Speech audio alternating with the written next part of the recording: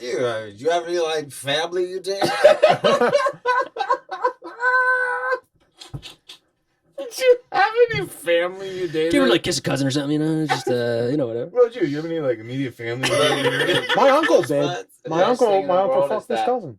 We're rolling. Yeah, we're rolling. We're rolling, baby. You have any immediate family you Used to date. used to date? For, like, maybe, Steamy though, steamy. like date for like solid 6-7 months. So least. funny. I feel like Pornhub would want to hear about this. A new sponsor, Pornhub. We're back on. This is it. We're back on. Welcome back, ladies and gentlemen. Chapter 7. Another late night comedy show. Mike Perkins and Paul Brodo. We're the house band with all the show. Tonight. Another late night podcast tonight. With Mike Perkins. Ladies and gentlemen, welcome back to another podcast tonight. Thanks for tuning in every week. If you have been, if not, if it's your first time here, welcome. We're just a bunch of best friends from another late show tonight, hanging out, living it up. I'm with him.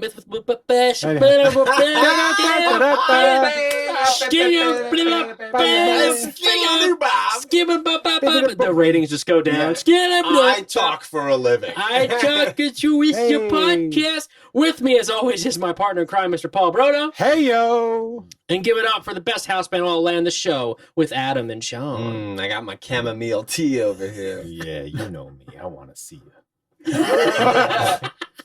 And making us sound all nice and sexy is Mr. Ben Rawls, ladies and gentlemen. Give it up. Hello, hey, y'all.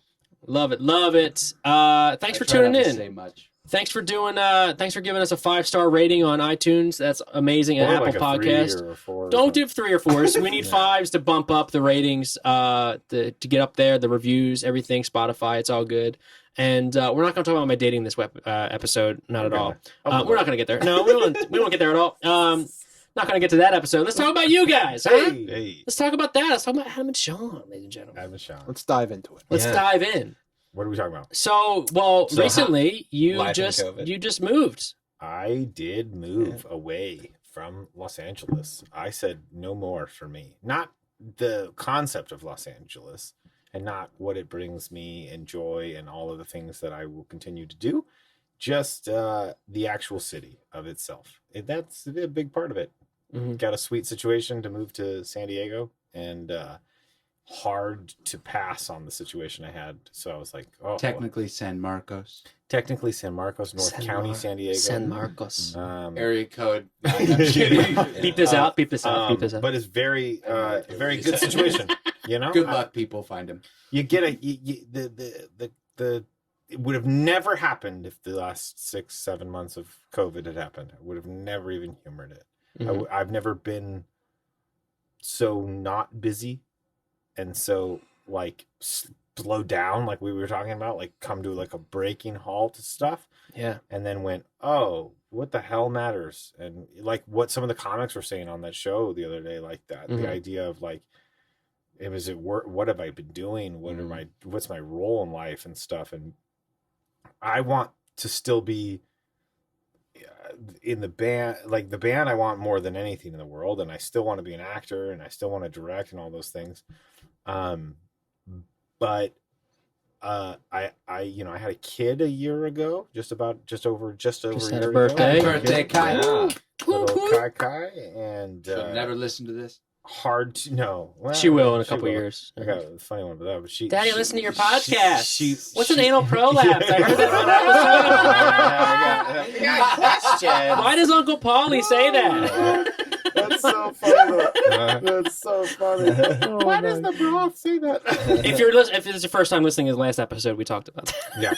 Yeah. It just switched a lot of things when LA is so beyond lockdown on such a weird level from a just a going and exploring side, especially and how difficult, traveling around LA it's not the easiest thing in the world. And I've gotten so used to it, but it just became so much easier to do this somewhere else. Yeah. And so, I'm fortunate enough to be an actor who's lived and been and done a lot of cool things that I feel confident that I can at least try this and still self-tape and commute. That's really the big Yeah. deal about it, is that. So it's weird and it's crazy, but I'm from there. So it's not so out of the loop. It's not like, what is this city? Like, I'm still very much, and that's who I am too at the baseline of it, is this like very like, what's up? Let's have some carne asada. Like, I really am like, if I could just eat fucking tacos and soda and Corona every day, like I really would. And just like chill on the beach. Like the other day, I sent a picture to people because I just had like a breakfast burrito with my kid at the beach, and like it was a Wednesday. Yeah. Like it could be worse. Yeah.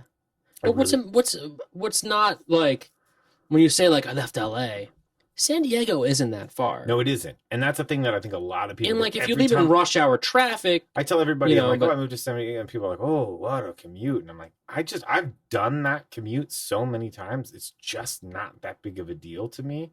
I did it today, and I just didn't And care. it's not like you're working right now, like in Hollywood, and you live in San Diego. You don't drive back and forth every day. No, that would be totally Yeah. different, and they'd be very different vibes. So, at the end of the day, like I also feel very confident in, being able to like have places to stay here and Of course, and all yeah. of that stuff. So I'm I feel okay about it. I feel good, and what we have down in San Diego is just so much nicer than what we were it's not even close to what we were doing here. oh So- yeah, you just showed us pictures. It's just like It's a different it's ball game. beautiful. Yeah, it's really amazing. Is It's this really- Photoshop? It's like no, that's my place. No, that was just like the amber glow of the sun. It's really actually tremendous. But what, like, just to bump you up, I mean, you're an amazing actor and you've done so much that, like, I don't think, if there's different levels of the game, of the acting Yeah. game and stuff, like, I don't think you need to be that person that's, like, always just, like, I gotta be on call and gotta be here and this.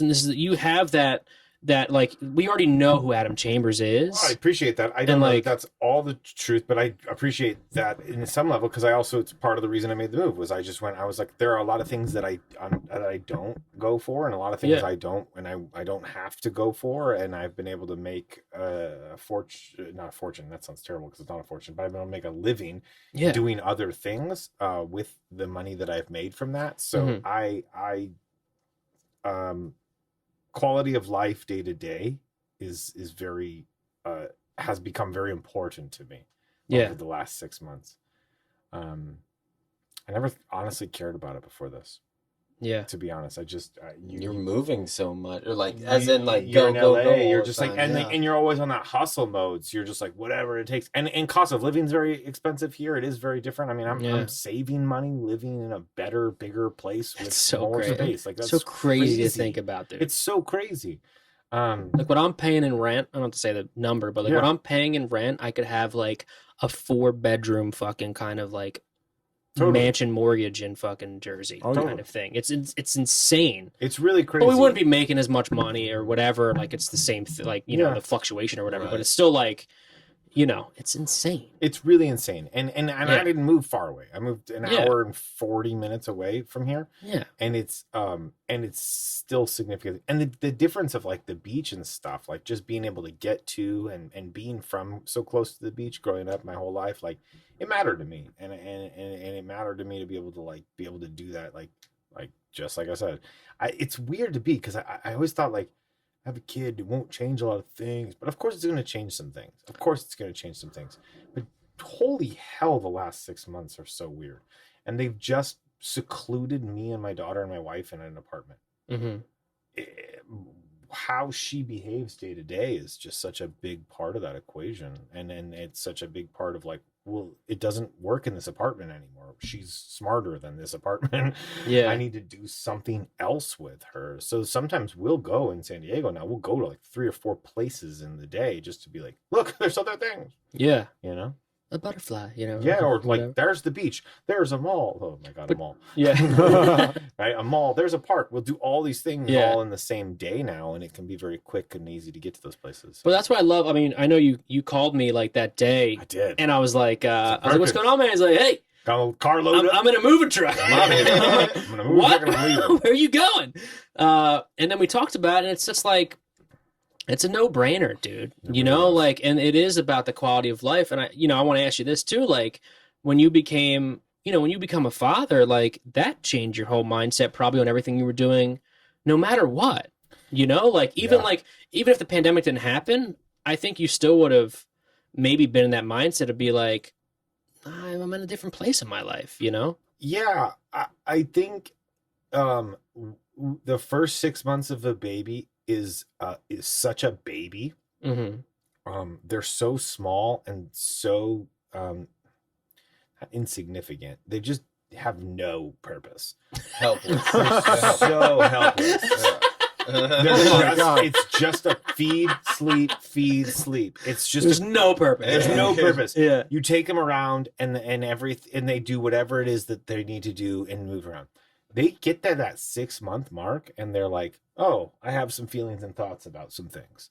And that has been from that moment, I swear to God, that day is when the world ended. Wow. And we've had her this whole time during this time. So we've just watched this little person. Like, I swear it felt like when this whole thing happened at that moment was like right when she was starting to be like, Dad, like, yeah. And you're like, oh, you know things, right? And now she's got a lot of stuff. That part has changed because you're like, oh, you're not just a prop in our house. You're not just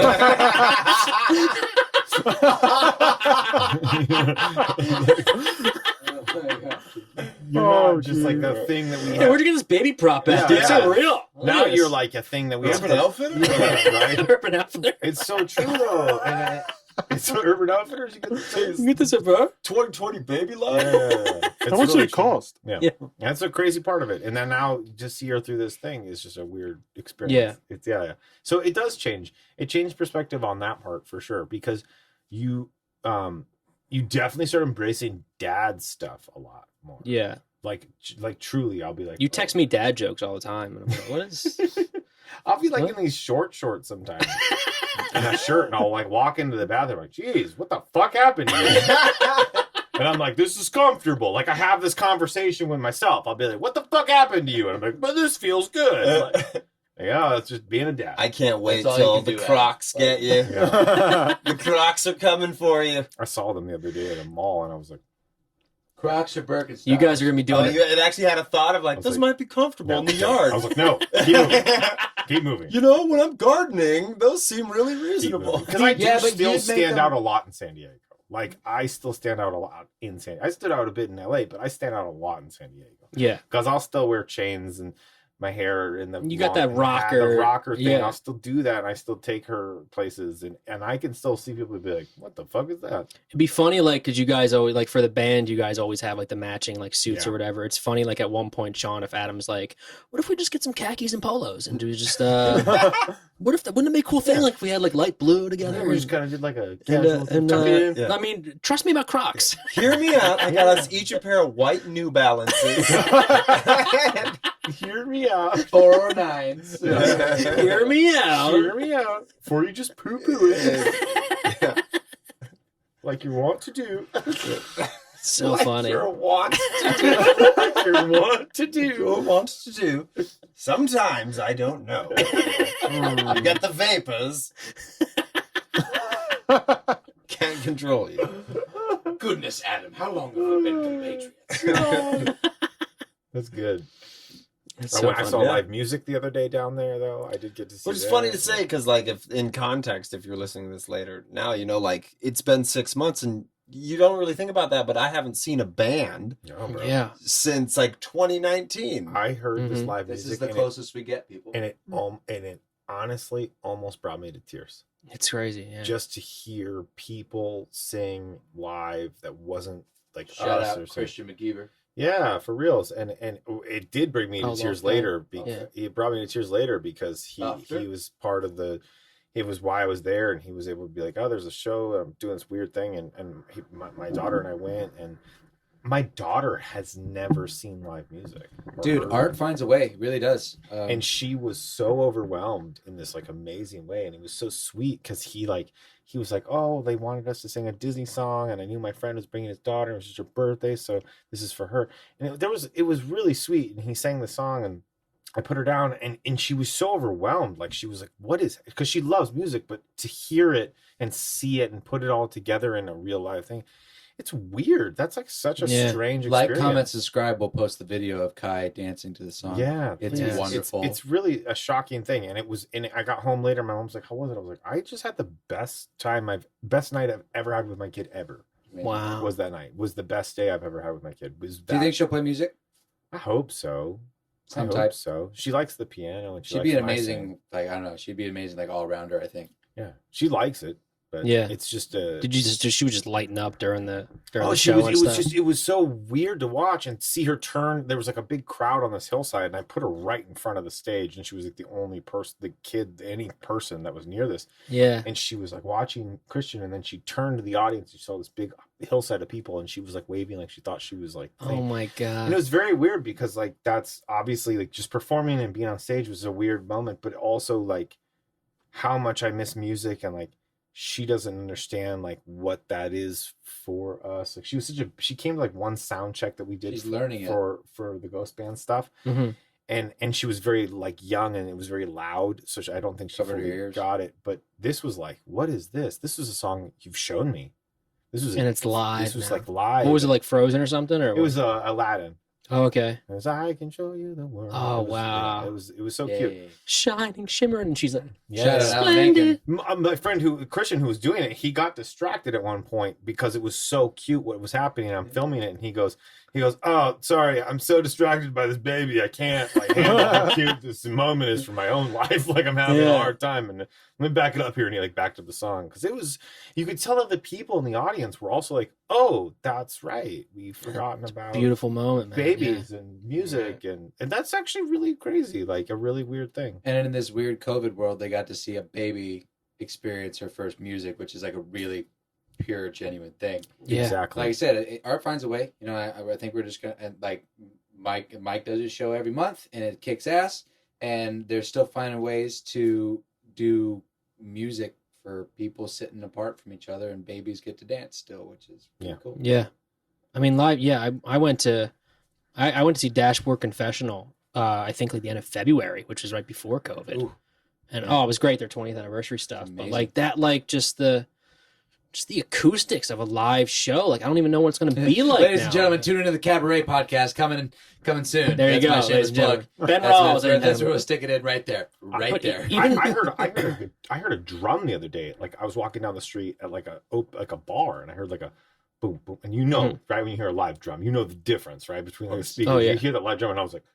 It was like, what is that? I was like, let's define that. Can I have that? Can you have that? But even then too, like switching it over to like magic, like you're an incredible magician. If you haven't watched Sean on our show, this magic moment, he blows my mind. Segues are hard, people. That's a good one. Every single time. But like even with like live magic, like the Magic Castle or anything, like you're a regular at the Magic Castle and stuff, and like magic is so up close. Yeah. So what do you think that whole world is gonna? That world's still closed. That world's still pretty closed. The people, there is online Instagram. People are doing Zoom shows, but and while it is fun, and I support that, just like I support saying, if there's a musician you like that's doing a Zoom show, by all means, check it out right now and support that sort of thing. But the good stuff is when you can see it in person, and that is just sorely lacking right now. It's gone to a zero, to the point that I haven't really done much magic at all in like the last 5 months, even practicing. Because at first I wrote a whole show and it's done, but I haven't practiced it in like 3 months. You got a whole show ready to go? Yeah, but because you practice it alone in your living room, and then you suddenly are like, there's no point to this. There's no end in sight. There is no magic without the audience. Other than that, you're just playing with cards or concepts. Yeah. So it's still mind blowing to watch that on. Yeah, and I've fooled myself with in the mirror, and it's really cool when you get something that looks amazing, and you sit there and you're like, oh my god, I look like I'm a wizard. Do you still fool yourself? 100%. That's a good question. I want to know, how often do you fool yourself? Well, not like the way I mean fool myself is, I'll do it and I'll know exactly what's happening, and then I'll look in the mirror to see what the audience sees, and I'm like, oh, that looks amazing. That looks incredible. I wish I could experience that side of it. That's cool. Wow. But that's like being a good guitar player, like you are, and like figuring out a good riff, and like writing a good riff or a good song, and being like, oh, I know what I'm doing, but it feels amazing. Even figuring out where your hands are going to go and stuff. Do you think for like the Magic Castle, like if you had to predict what that looks like, what do you think? I don't know. I mean, I know that like they've obviously made so much. They're doing outside. They're doing outside stuff. They're doing asphalt. They started thing, doing. They rented out their parking lot for like comedy shows, which has been good. They've been doing some comedy shows there. Yeah, like not affiliated with the Magic Castle at all. Like they just do like a somebody has come, and that's a way though to help keep us, because they're a private club. Yeah, and so like we got to stay afloat during this. I really hope that there's magicians doing stuff too, though, right? Yeah, like they at the Magic Castle. Started doing that though recently. They started having dining outside. Before that, you could order to go food. But as far as like what it might look like in the future, who knows? It'll depend on when things open. I do get the sense that people, like, it's been so long that I think when they say it's done and we're green light go, I think people will flood out and go to places. I don't feel like people will be standoffish. I think they're gonna be excited to finally get out again. That's how I feel. I could be entirely wrong, and they could be like, okay, the world's fine, and everyone's like, I don't trust you, and I'm staying inside now. But like, because it's hard to say, but the real essence of it, and where all the good stuff for me is when you connect with someone else. It's dude, like we're always like, when you do stuff at Loft and stuff, we're just like, we're this close, so it's like when you have an audience like that up front or anything, like it's even, I remember you telling me too, like I haven't been yet, I wanted to go, and then like pandemic happened and stuff, but but like Magic Castle, you're just like in the hallways and stuff, and that's where you see magicians be like, hey, let me show you a trick, and have then you just never been there? Never been there. Oh, no. Yeah, we were gonna go, and then it all like shut down. We were gonna go. I remember because you started doing it, back in. Oh, it was funny, like a real experience. Maybe this is like great moments and bad timing, but like one of the pivots I had right before the pandemic kind of shut everything down was like, I have a show about self-esteem for children to perform at schools for like second graders to sixth graders. It's all ready to go, and it's written out, and I did the whole thing. I was going to pitch it to schools, and then they closed schools. I was like, well, that sucks. Yeah. And so then, like, I haven't touched But now you have that all in your chamber, though. Like, you know what I mean? There, like, it's hard right now to get the motivation to practice it, to be honest with you. Yeah. Because, like, it's so difficult doing a lot of, like, creative stuff when there's no, like, interaction. You're just, like, sitting there and... it's just like, I'll just do it tomorrow. But that's in my world, I've been able to adapt it, I think, just because the live shows, producing an in-person event every month, because I feed off of that energy so much, I haven't been. Mike does you do an amazing job doing these shows every single month still on Zoom. If you haven't seen them, still go watch them. YouTube, Perk Productions. Perk Productions, baby. Because they're great, and you do them all the fucking time, regardless of how hard they are to do. The reason why I love doing these podcasts is because it maintains a bit of that live ambiance for me. Mm-hmm. Other than that, like I'm not good at what you do. Like, hats off, to Mike Perkins, everybody. But like I think we talked a little bit earlier today. Art finds a way. And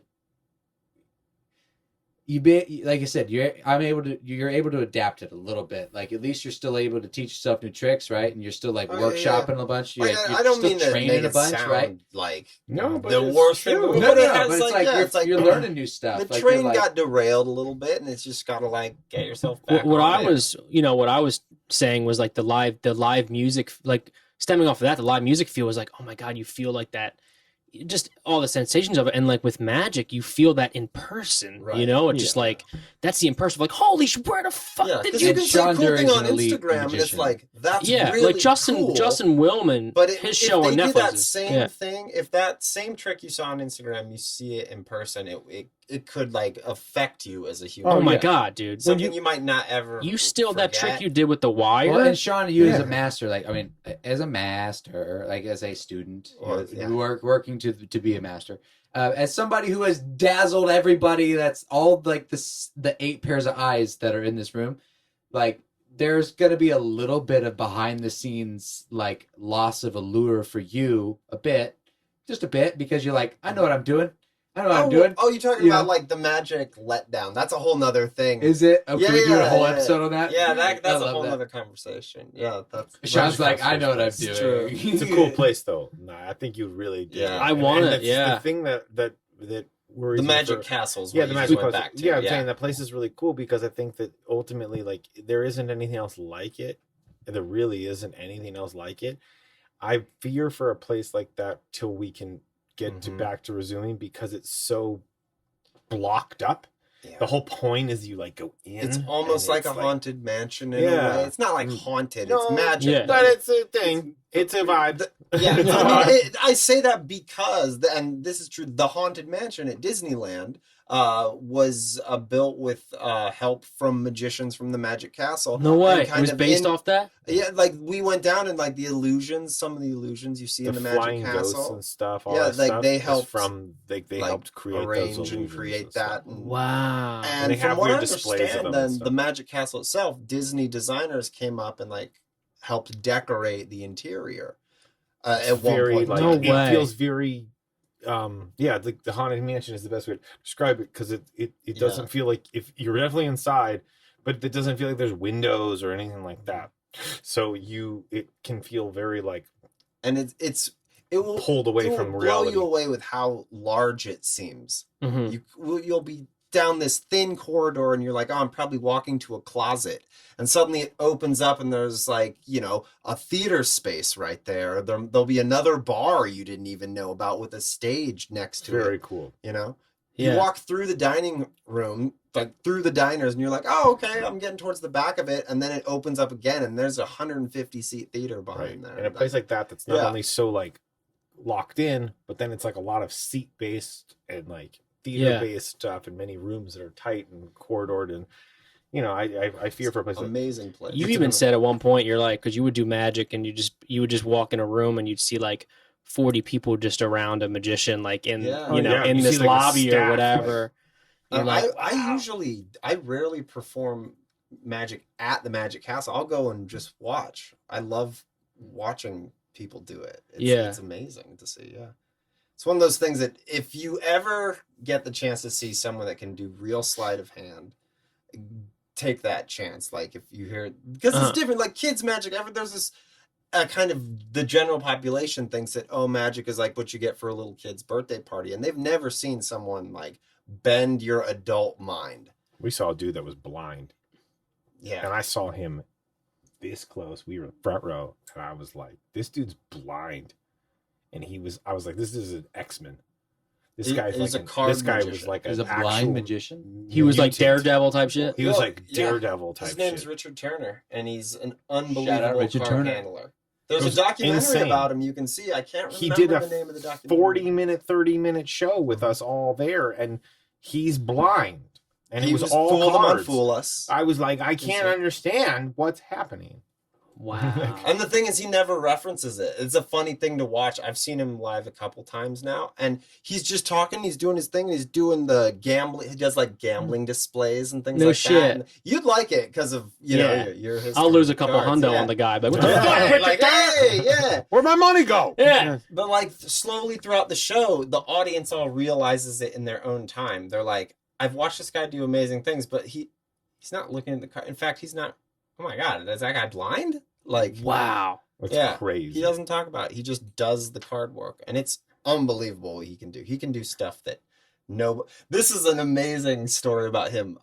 He has such a sense in his fingers that when Bicycle, they moved their facilities and they started, called him up and was like, hey, when you guys change something up, you're cutting your cards the wrong direction now. Instead of going this way, like instead of the backs facing up and pushing down, the faces are pushing up and they're pushing down. And I can tell because I can't do certain card moves because of the slight angle slides a little bit of paper. Wow. And the guys were like, no, they're the same. Dude, cards are cards are crucial, dude. Cards are crucial, yeah. For real, when you get new, like when they're brand new, they're just so like slippery and stuff. That's what you need. Like Pharaoh shuffling. No, we never do. We just do it. Oh, yeah, you can't. We do a riffle. Yeah. If I did that, they'd be like, get the fucking security down here. This guy's. So I think we figured out that we're going to do an entire episode on UFOs, and now we're going to do an entire episode on magic. Well, everything you do is incredible with the, like, you know, you blow our minds every single time with the magic. So that's incredible. And I want it to come back very soon. And I hope all of you come back soon and listen to the next episode and the episode after that and tell all your friends. And thank you so much for tuning in. That's our episode. Find your feels, people. Find your feels, baby. Find them. And segues are hard, so don't judge us. And segues, that was a pretty good segue. It was good. It was good. Pretty good. With me, as always, my partner in crime, Mr. Paul Brodo. Thank you so much for listening. Give it up for the best house band in all land, the show with Adam and Sean. You guys are all so sexy. Come on, baby. Come on, baby. And Mr. Ben Rawls making us sound all sexy and nice and all this. Thanks, y'all. And thank you so much. Subscribe. 5-star rating helps us out. Tell all your friends we love you, and we'll see you next week. Thank you so much.